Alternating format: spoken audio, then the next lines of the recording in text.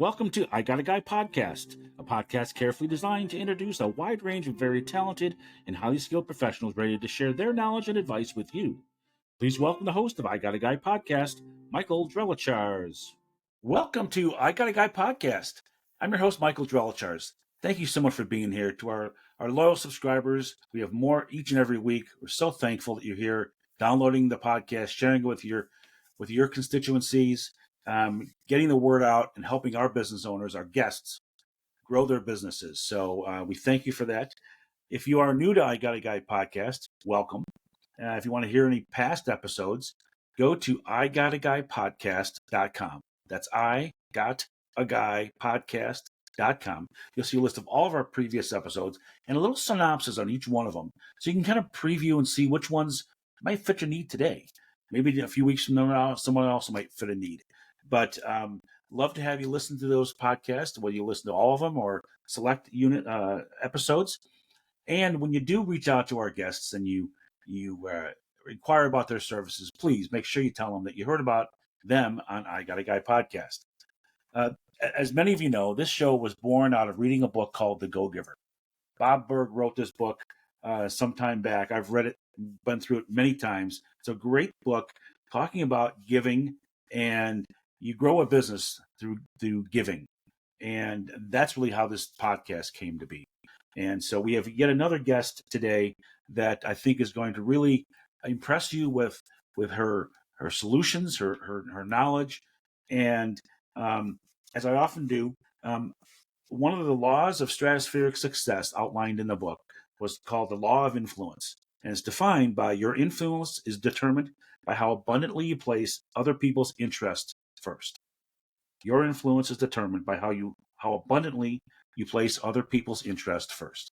And I think when you get to know our guest this week, you're going to see how that ties very closely into who she is and how she runs her business. So let me transition now and introduce our guest this week. We have Elizabeth Eiss from Results Resourcing. And Elizabeth, thank you so much for being here, and Happy New Year. Happy New Year, and I am honored to be the kickoff go-giver into 2024. That's great. And as you mentioned earlier, you also have read the book, The Go-Giver. Yes, I have. Yeah, it's a great story. Guiding principles, yep. Really foundational, and more people should read that book. It's a tremendous resource. So thank you for being on the show this week. Really appreciate it. And I'd like you to start out by telling us a little bit about Results Resourcing. Tell us about your business and how it came to be. Oh, well, it's really kind of an interesting story, and a business I actually never expected to be in, which I think is sometimes what happens with entrepreneurs. But Absolutely. I spent years wearing all the hats in corporate America, and 20 years ago, up and left to join my first startup. And so I've been involved in the entrepreneurship world ever since. And to make a long story short, the first startup didn't work, which is not unusual either. And then I started to do some consulting and working with a number of other businesses.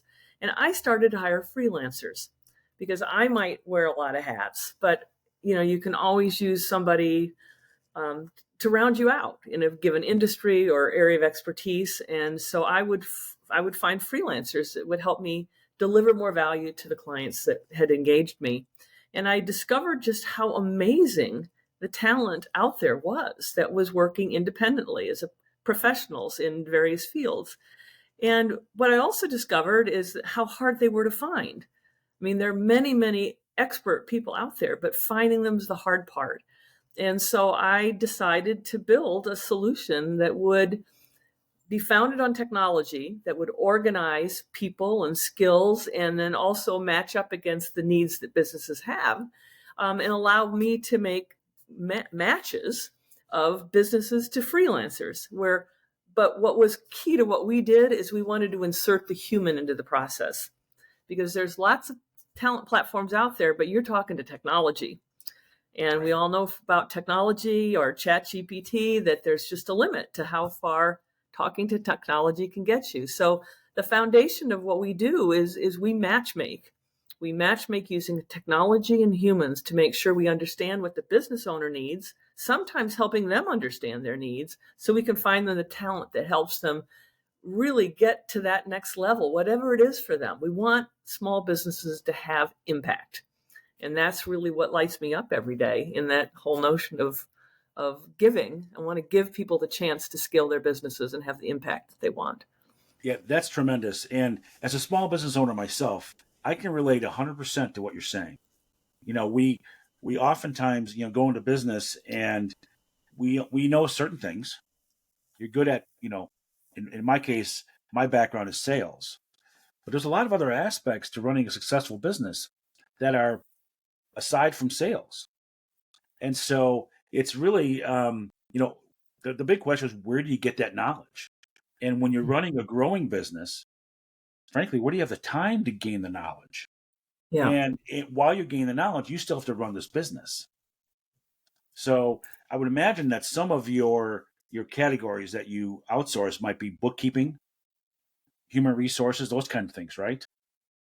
Yeah. In fact, to step back to what you just said, really, I've come to say every business has a back office. Mm-hmm. And that back office is exactly where most business owners should not be spending their time. There is someone more expert and frankly less expensive that can do that back office work to free you up to sell, Right. or to help people with their data or whatever it might be. That's really where your skill, using you specifically as an example, lies. And so why should you be working in QuickBooks, or why should you be recruiting a freelancer? I mean, those are all back office opportunities for other people expert in those areas to step in and help you with a level of expertise that you don't need to hire full time as an employee. You can hire it on a fractional basis. Well, and that's the other really critical component, because right now it's hard to hire good employees, but they're also very expensive.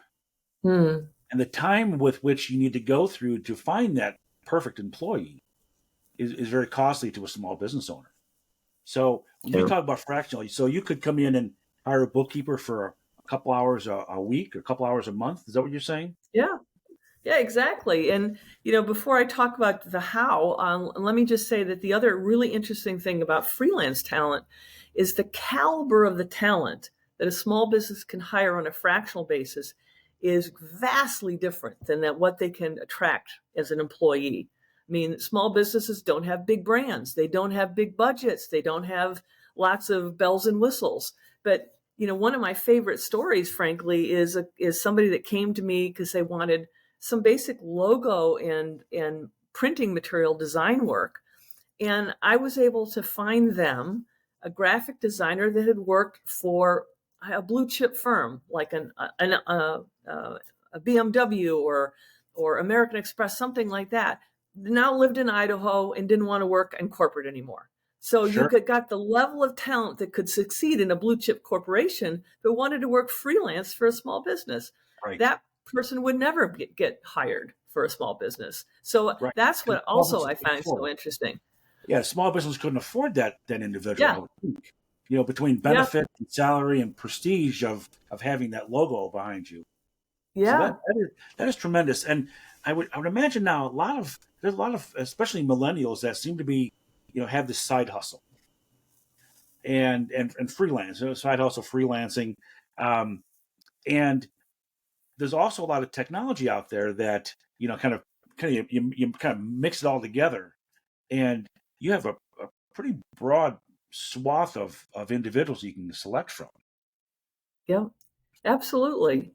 And it depends on the need. I mean, as you mentioned before, and what I find people come to us for the most are jobs like virtual assistant, executive assistant, project manager, social media support person, CRM supports, helping with technology systems, bookkeeping, all those backroom things that, those are what small businesses invariably need. And once they outsource that stuff, it frees them up to do whatever their core business is. Right. So it's actually, yes, it's a cost to hire somebody, but it's also an opportunity cost not to hire somebody and to be spending your time doing things that really don't add value to your clients or your business.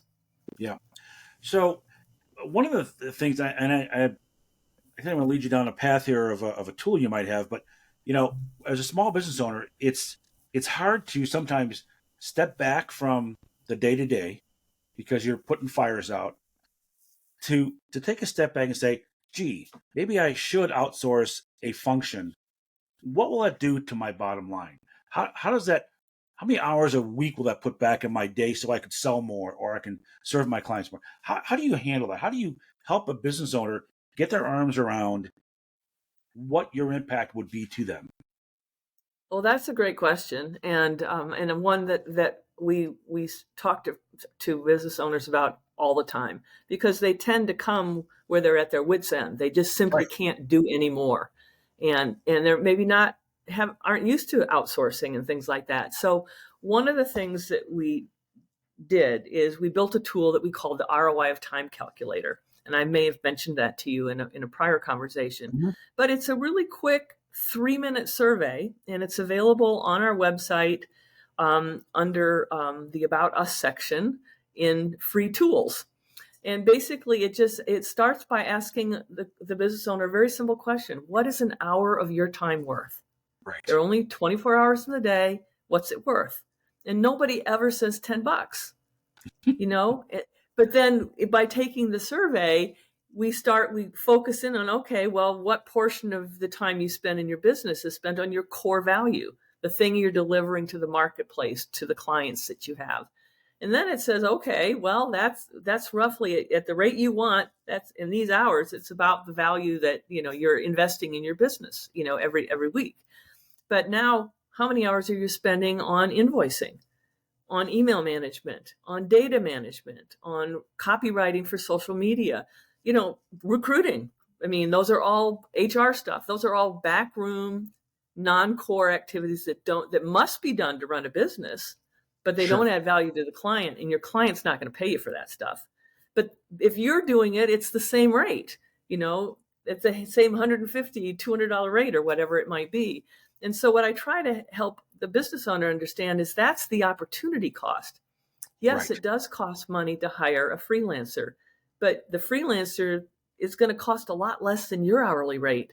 So getting comfortable with working with somebody that's skilled, that you can trust, that's time you can convert to more client service, more giving value to your clients, and or even just free time for your family and your community. That's valuable too. And so that's really the concept, is thinking about the value of time and how you allocate it so you use the time to deliver the most value that's important to you, your family, your community. Yeah, that's really important. As I was wrapping up in 2023, and we're recording this now early 2024. Um, but as I was wrapping up 2023, I was talking with some of my networking partners, and I said, 2024, I want to double my business. The biggest challenge I had is I can't figure out how to work 32 hours in a day because I just don't have the time. And I think that's where you came into the picture, actually. As I Yeah. mentioned this to Alan, and he introduced us, and I think a lot of business owners are in that predicament where Mm. they invest so much time, and so if you're able to shave a few hours a week off of your daily tasks, you might be able to work with another client or two, or prospect a little bit more, do what you do best. But as you just mentioned at the end of that your comment there, you also could take that time to enjoy life. Yeah. And being a small business owner, you we don't do a good job, I don't think, in most cases, of balancing our business life with our personal life. Yeah. And so I can see where your company and your freelancers and your guidance can help a business owner gain some balance in their life and actually enjoy the business that they're in. And most small business owners, I think, do enjoy their business. But if you have a little bit better balance, you might enjoy it more. And that's what Yeah. life's And really you have more about. energy, come up with new ideas. Yeah, You got to have you have to have some white space where, you're not booked to the gills, to think about things. And And it's interesting you pose it that way, because when I first started Results Resourcing, I was all about curating custom talent. And we built the platform. First of all, we built the platform specifically for small business. Okay. So I designed it from the ground up, and I designed and co-developed the platform. So it's mine from top to That's bottom. good. And That's all. I did it specifically around how small businesses think and work. So Mm-hmm. we didn't take some massive freelance management system and downsize it. We built it from scratch to serve small business, because I want to help. There's 33 million small businesses in the United States. 27 million are non-employee firms, so they're solopreneurs. They all have a back room. Another 6 million have less than 20 employees. They also have a back room. So those are the people I care about. I'm not Sure. trying to go up market. That's who I want to help. And because those are the people that have the most impact, Right. in the US economy and in their communities. And so I moved from, I mean, I still do custom recruiting, but I developed a program around what clients kept asking me for. And it's around the jobs I mentioned, the VA, the EA, marketing assistant, all that kind of stuff. But what they came back to me and says, we love custom talent pools, but what we really want is competent, reliable, nice, and we want it right now. And so what I ended up doing, in addition to the custom talent, is I carved out what we call on-demand jobs. And these are all with pre-vetted teams of freelancers. So they're small business virtual assistant, executive assistant firms, but they have teams. So somebody can come and get matched with a pre-vetted team that I've either worked with myself or has had stellar reviews on my platform, and they can get all their needs met. They can start with 2 hours a week, and maybe the first week they need email management, and the next week they need social media help. Well, the team is scalable, and the team's got multiple skills, so they can step in and help in multiple ways. So the small business owner doesn't have to choose, like, oh, I get this done or that done. They can basically come in and get somebody reliable, nice, that they can trust. This is available to them right now. They can be up and running for a couple hours a week in 24 to 48 hours.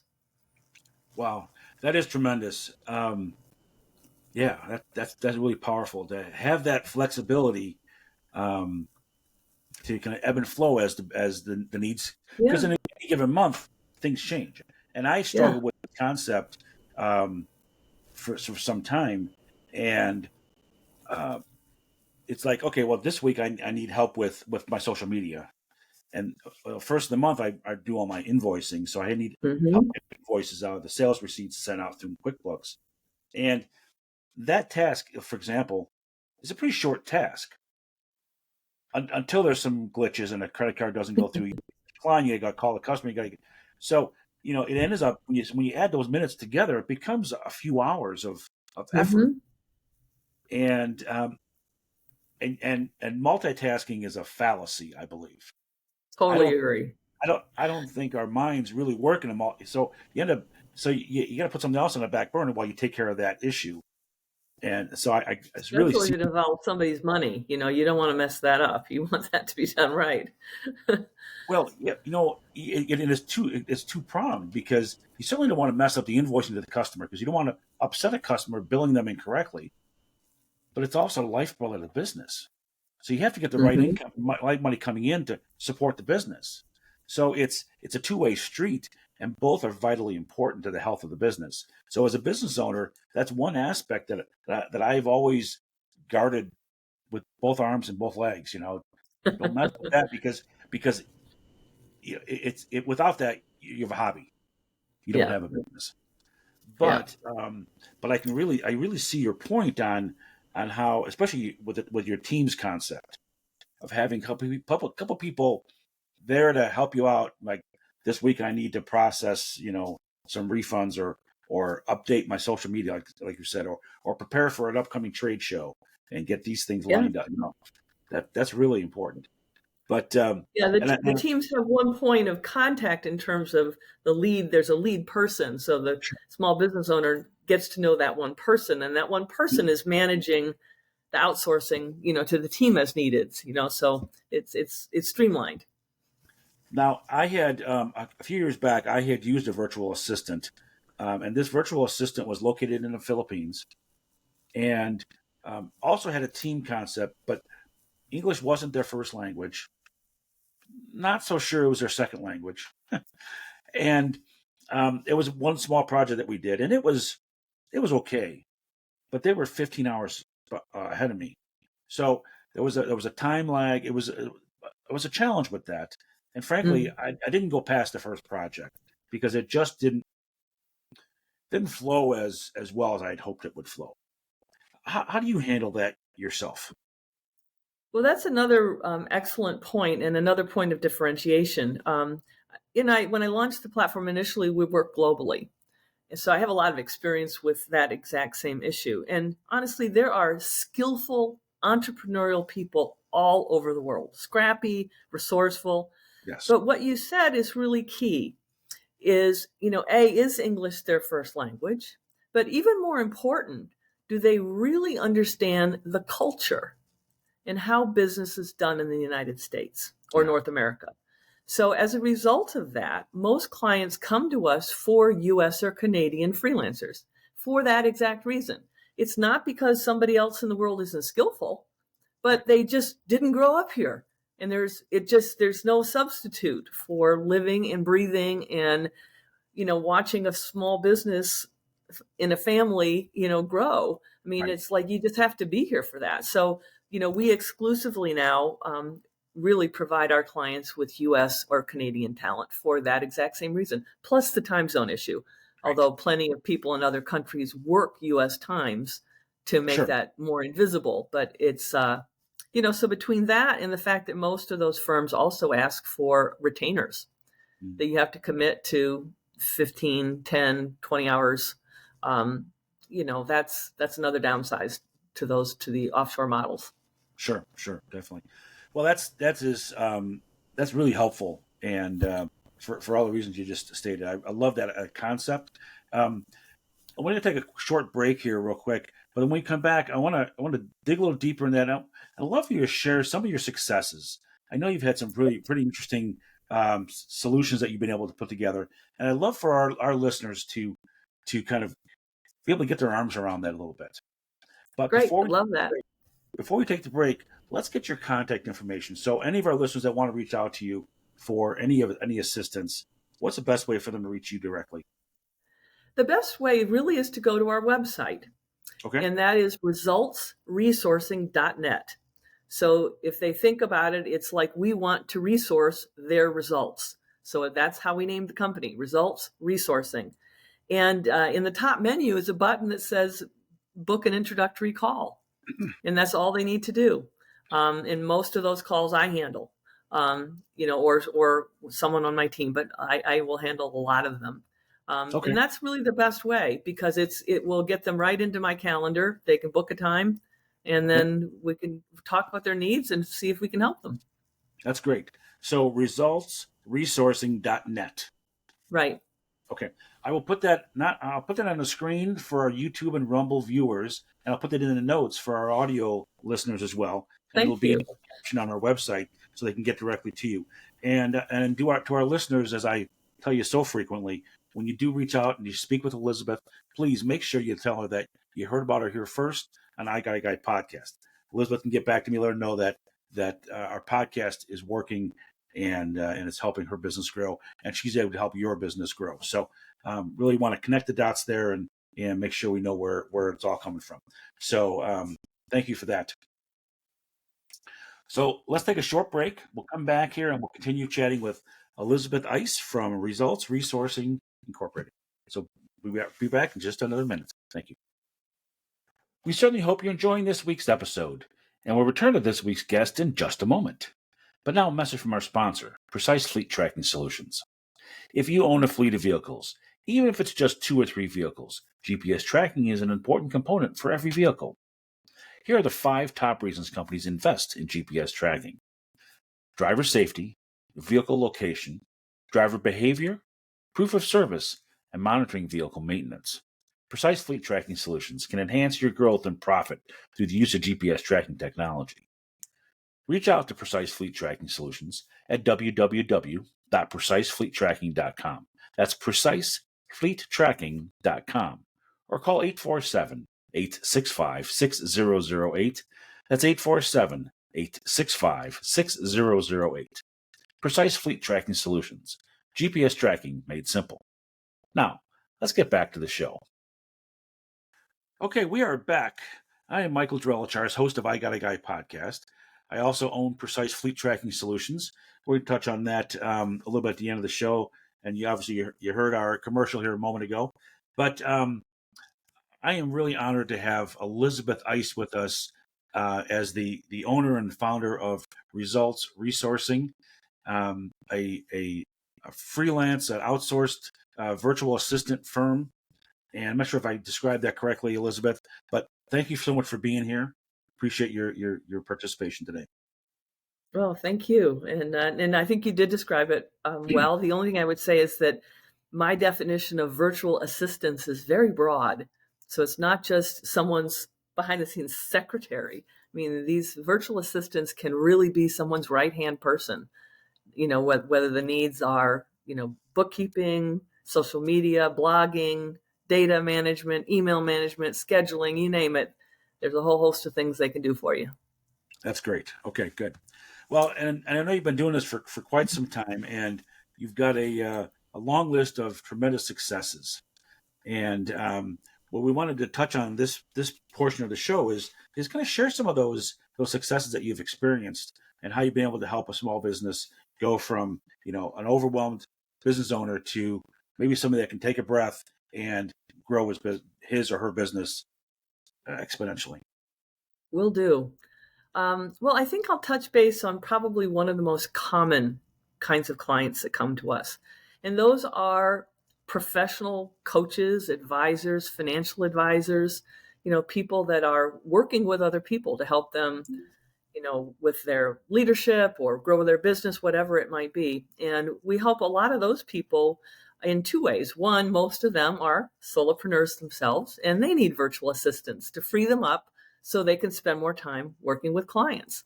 But then they're also oftentimes coaching those small businesses on what are good strategies to scale.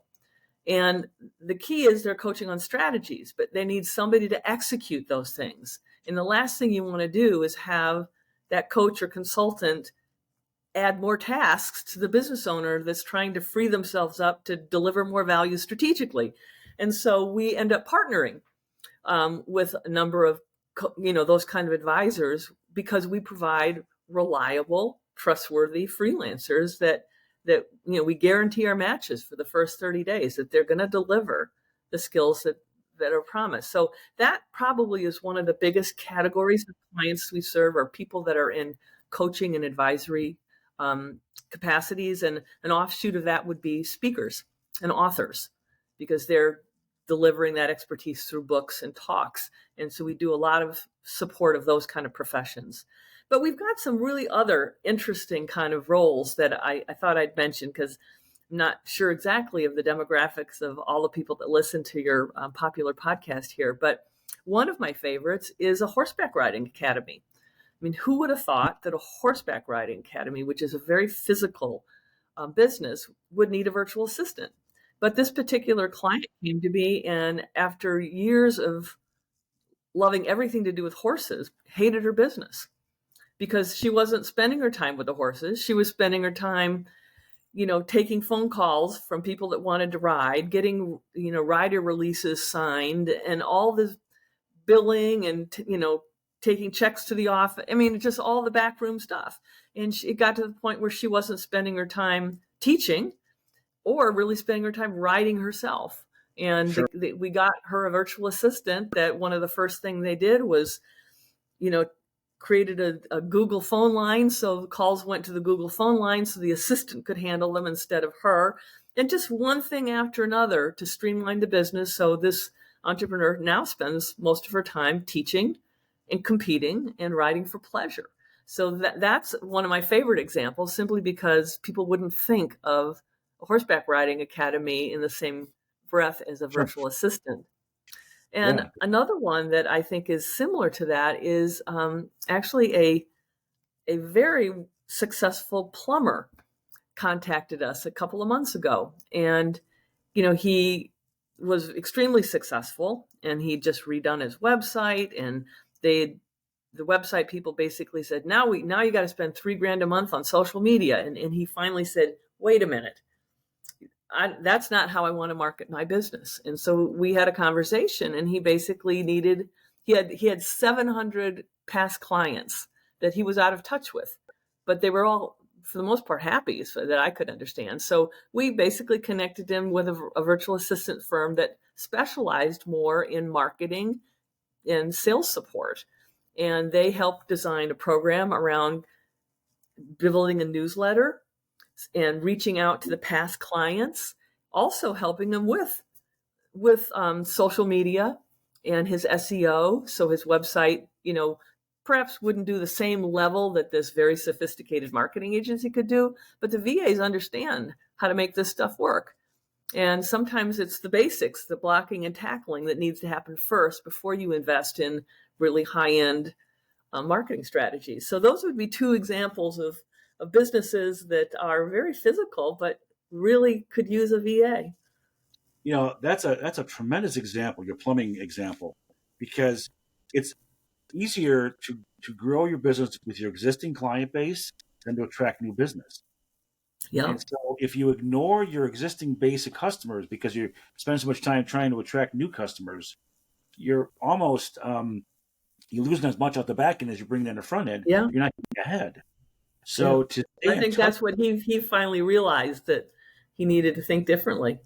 Yeah, that's a tremendous opportunity that even when you and I spoke in the past, it didn't come to mind anyway. Maybe we may have touched on it, but it didn't generate a thought in my head like it did just now. Because like I said, staying in touch with those existing clients, keeping them happy, keep your churn, as they call it, low. Mm-hmm. That's how you build a growing business. Yeah. And so many companies focus more on individual growth and new logos, and ignore the clients that paved your way to this point. Yeah. Yeah. I love that idea of a newsletter, generating a newsletter and reaching out to those clients. Yeah. And one last story I'll tell, and this isn't so much about an industry, but it's about ChatGPT and generative AI, because I think that's been very attracting to people. And there are bots and things out there that replicate human beings and things like that. And so one of the things that we've really noticed when people come to us for virtual assistants is that, or rather, the virtual assistants have recognized that part of their value is in using AI themselves, so it streamlines how they get work done, but they also then take whatever is generated by AI and add the human touch. And they also help the clients understand how to better use these new tools, rather than, because it's easy to just say, hey, write me a blog, but it's going to feel like AI wrote it, not like it has the human touch. And so that's a trend that we see, that the VAs have really recognized that they can level up and be more efficient, but then really add value because they can humanize it and add the voice of their client to things that the idea gets started with AI, but then it gets edited with a human touch. Right. And I have used ChatGPT to write a blog, and you're 100% correct. It's the media makes you believe like ChatGPT is going to take over the world, but you can tell when it's bot written. It's not 100% accurate. You have to comb through it. You have to wordsmith it. You have to fit your niche of a business. And frankly, for somebody like myself, that takes a lot of effort. Yeah. It's not again, I'm a sales guy, and I can make the cold calls and I can meet with clients. I can make the presentations, and I can actually, if I put enough time into it, I can rewrite that stuff. But it takes a lot of time. Yeah. And what's the value? What's the value of your hour? Yeah, 100%. And I just worked on that for an upcoming trade show, and I guess I didn't appreciate how much time it was going to take to get it in its final format. Yeah. So Yeah. this has been really, really enlightening. And you and I are going to talk offline about this past client support, because that's what I've been struggling with, finding where I could plug you into my business. And um, my business has grown tremendously. We had a really tremendous 2023, and I don't want to ignore my existing client base.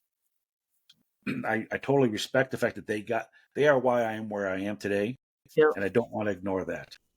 Yeah. So that we have to figure out how that's going to work. That's I'd be great. delighted.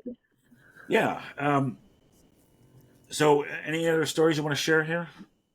Well, I think those are some really good, examples of, Great example. people that we've supported. And, they just come from, I mean, another one I would say is a road running organization, that sponsors road races. And they've used us to find all kinds of virtual assistants to help us with things from software development to marketing. You know, there's people from all walks of life, and I just keep coming back to the phrase I said before: is every business has a back office, Yes. and that's where people should look first. And that ROI of time tool is a great place to start, because that's gonna hit you in the face with the numbers of what Right. it's costing you to do some of this stuff DIY when someone else could do it for you Right. and probably do it better. And as a small business owner, I find I struggle with um, why give to somebody something that I can do better. And I know it's not true. I'm being facetious with that, but sometimes letting go is not easy. Is the Yeah. point I'm trying to get to. Yeah. Um, how do you coach a business owner through that mental block? Well, I try to, while I have a broad business background, I don't consider myself a business coach. I'm really more, I think my skill is because I've experienced so much myself. And I talk to so many small business owners that I can tell them time after time about experiences that I see and breakthroughs that I see Mhm. businesses have. And to me, the key is people need to find somebody that's competent, reliable, and nice. Those, as well as now. They don't want to wait. And if you get competent, reliable, and nice, then people start to get comfortable, start to trust. Because Sure. if people, one of the biggest problems I see is people hire someone their neighbor recommends, or their Right. neighbor's kid, or whatever. They do that because they trust the neighbor, but that neighbor doesn't understand their business, and their Right. kid doesn't have any experience, even though the kid might be great. And that's actually part of the problem with hiring really, frankly, interns or really young people, is they're not seasoned. They're, Right. the time you spend with a resource is an investment. And if Yeah. they're going to be gone in 2 months to go back to school, or because they didn't really, their goal wasn't to be in your business, then yes, that was a band-aid, but you didn't really build the skills that your business needs. And so I just try to talk through those things, and then the things that I can deliver to them are people that are competent, reliable, nice right now, and we Right. guarantee our matches for the first 30 days. Sure. So I try to do everything I can to reduce risk, but people do, I think, have to take a leap of faith and Yeah. say, yep, I am ready to free myself up to do what I do best. Okay. And even if they're great at bookkeeping, it's probably not their favorite thing to do. Right. Right. No, I totally agree.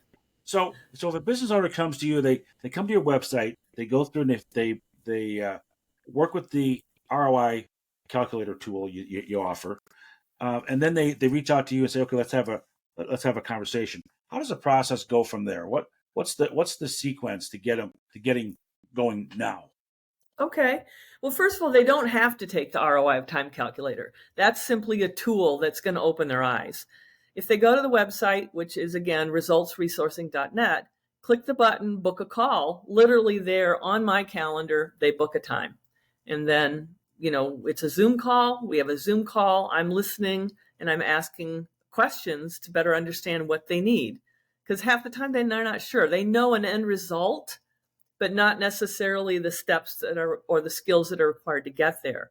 And based on all the work that we do, we have a really good understanding of what it's going to take to help them achieve their goals. So sometimes we end up reframing what they need.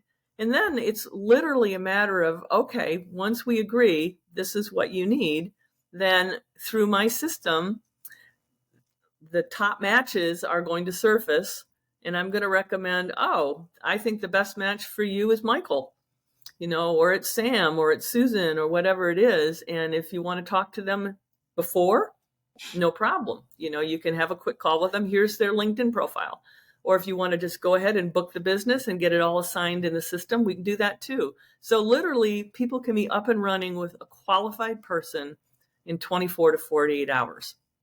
And Wow. And it's cost effective. Basically the setup fee is $499, and that's for all of the matching work that we do because we're so automated. And then depending on the level of the work, the VA might be $45 an hour.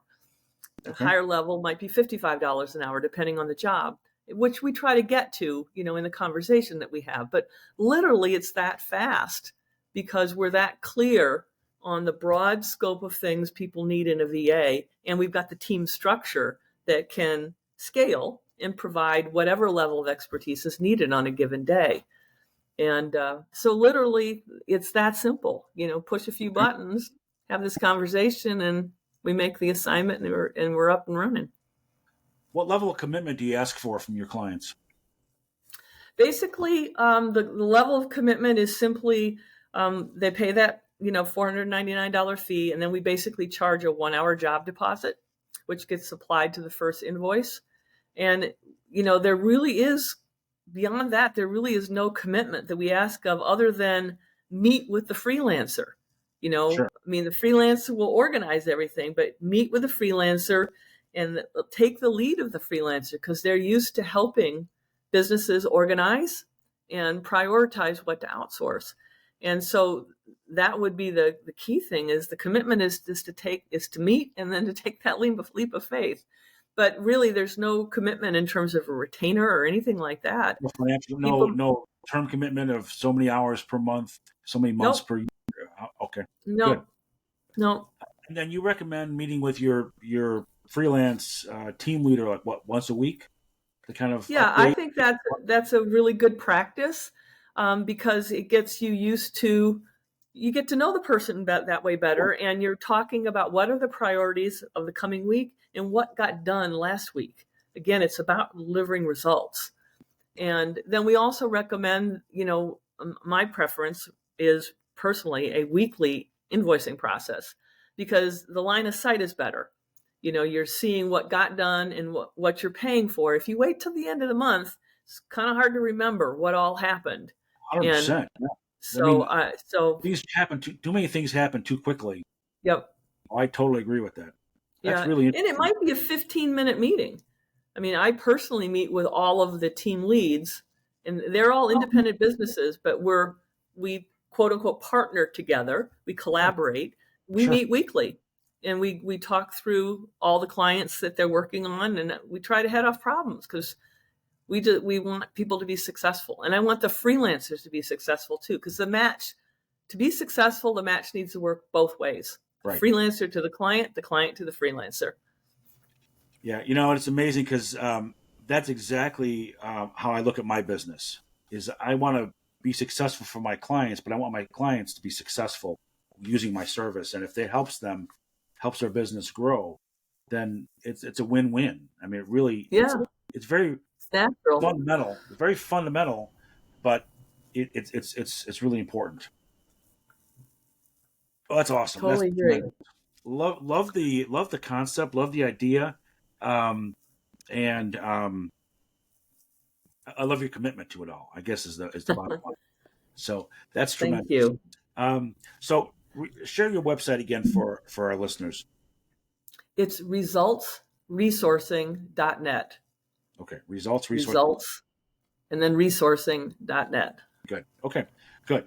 I will make sure they go out to that website and book an appointment with you so they can get started with the conversation and frankly see if it's a fit. I'm sure not everyone you talk to it's a perfect fit at this time, but maybe enough of them it makes sense. And if not now, well, at the end of the day, if somebody sincerely thinks we can help them, then I want to have that conversation, because I mean, actually, I had this happen just the other day. Someone we hadn't talked to in 3 years suddenly popped up on my calendar, because she remembered that we had talked 3 years ago, but she just really wasn't in the position. Hmm. She didn't understand her own business well enough to hire. And 3 years later, she was ready, and so it goes back to how you kick this off. This is about giving. Right. And, it fulfills my purpose in life to empower other people to have more successful businesses. So sometimes it doesn't result in hiring a freelancer through me. And that's okay, because I still feel like, I contributed some good to the world. Yeah. I couldn't agree with you more. And that's exactly my business philosophy is very aligned with yours. I've had two recently within the past 2 months. I've had two clients that I've been talking to for many years about GPS tracking, and one of them, and I'm friends with this gentleman. One of them, he convinced me that he didn't need it, and then he called me up in November and said, "Hey, I just had a Bobcat stolen. Now I'm replacing my Bobcats. Now I want to track my new batch of Bobcats. These Bobcats are $70,000 a piece." Oh, my word. And so, sadly, we didn't have a tracker in there before it was stolen, because we might have had a chance of recovering that unit. So he had to file an Wow. insurance claim, pay a deductible, and buy new equipment. And now we have it Expensive. all. Now it's an expensive lesson, but the point was that, I mean, I talk with him regularly, and no issues with us not serving him. If he's not ready, he's not ready. I'm not going to force Yeah. cram a square peg in a round hole.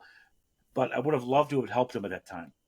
I had another Yeah. client who's growing his business, and he only had 3 vehicles. That didn't feel he needed GPS tracking. Over the holidays, he emailed me, and he's another gentleman I speak to regularly, and he said, "Okay, I now have 7 vehicles in multiple offices. I need tracking. Great, we can help you." So I planted the seed many years Yeah. ago. You splash a little water on it every now and then, remind him what you do, but when it's the right fit for him, it's a good match mate. Yeah. And so I don't when somebody says no, it's not right for me, I don't take it personally. I know Yeah. at Me some point too. we'll be able to serve them, and frankly, it's a really great feeling inside when, like, okay, it works, and now we're ready to serve. Yeah. So it sounds Totally so agree. similar to what you how you approach your business. So I'm glad that we had this conversation. I'm honored that I'm to be one of the guys. One of the Absolutely. guys, That's right. That's right. One of the guys. So, as we're going to wrap up the show here, Elizabeth, I really want to thank you, and just thrilled that you were able to participate today. To our listeners, this is really important. If you run a small business, and I know a lot of you do, as Elizabeth said, there's 33 million small businesses out in the country. I know many of you listening are small business owners. I really encourage you to reach out to Elizabeth, see how her business can help you. Um, this afternoon, I'm heading out to another appointment, but I'm going to be clicking on Elizabeth's website to book an appointment as well. I guarantee you, because you've opened my eyes to it, and I'd love for you to do that as well. So please go to resultsresourcing.net and connect with Elizabeth and see how she could help your business grow in some facet, even if the growth is giving you more time in your day and helping you take a breath and not work 16-hour days. That's a win too. Yeah. I encourage you to do that. And just as a final recap here, just to remind you, you know, I Got a Guy podcast is a passion of mine, and it's a side hustle, and I do it because I really want to give back. My primary business is GPS tracking, and we help business owners that own commercial vehicles and heavy equipment get the most out and enhance their growth and profit through using GPS tracking. Just recently, we've been working with a number of businesses that have had stolen assets. Um, Bobcats, Kubotas, John Deere mowers, snowplows, etc. We're having a major issue, certainly here in the Chicagoland area. It's a major issue. We work with business owners every day to help them recover these assets and help them protect these valuable assets, because if they're stolen, they can't perform the work that they're designed to perform. So they are behind the 8 ball at that point, and it's a major impact. So if you own a business and you have assets, whether it's vehicles or it's other assets like bobcats, skid steers, front end loaders, etc. We need to track these units to help your business. So I encourage you to reach out to Precise Fleet Tracking. You can find us at precisefleettracking.com. That's precisefleettracking.com. Or call us at 847-865-6008. 847-865-6008. We'll have a discussion and see if we're a fit for you. So again, thank you for allowing me to plug my business. And Elizabeth, thank you so much. To our listeners, we really appreciate your downloads, your subscribes. Share this podcast with everybody you know. And we will look forward to speaking with all of you again next week. So take care and make it a great week. Thank you so much. You bet.